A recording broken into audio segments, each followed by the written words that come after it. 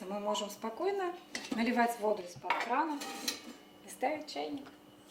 Раньше жители деревни Малая Шильна так не делали. Наиля Гудовских рассказывает, вода была жесткой и с неприятным запахом. Не подходила ни для готовки, ни для уборки. Приходилось покупать бутилированную. Известковая вода, которая была накануне, да, она оставляла большие налеты, которые, соответственно, было трудно счищать. Это на всей сантехнике, и на раковине, и на унитазе. Вода в деревню поступала из артезианской скважины. Помимо того, что она была плохого качества, ее еще и не хватало на всех. В деревне 4500 жителей. Особенно летом, когда включали полив, поливали разнообразные растения, это всегда было, воды всегда не хватало. Городская вода – это просто счастье, это будет мега круто, вообще очень здорово.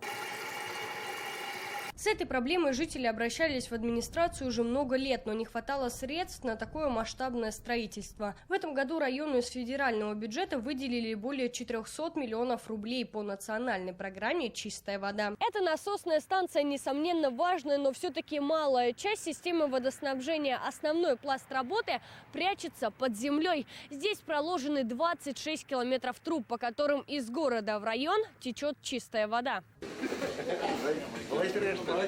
Теперь ею обеспечены все жилые дома, школа, дом культуры и ФАП. Строительством занималось Главное управление инженерных сетей республики совместно с водоканалом Набережных Челнов. Они займутся и обслуживанием труб. Тукаевский район в этом году самый большой объем. Это через федералов, через федеральную программу делается.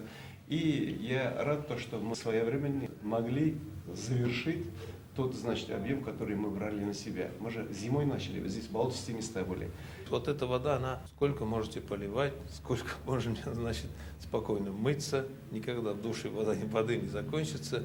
Вот в кранах всегда будет вода, и вода требующим, то есть отвечающим европейским стандартам вода. Запуск воды в Малой Шильне – один из этапов строительства сетей водоснабжения в районе. В ближайшее время трубы проложат как минимум в 3 населенных пункта. Тогда чистой питьевой водой будут обеспечены еще 14 500 человек. Алена Струминская, Александр Лихачев, ТНВ, Тукаевский район.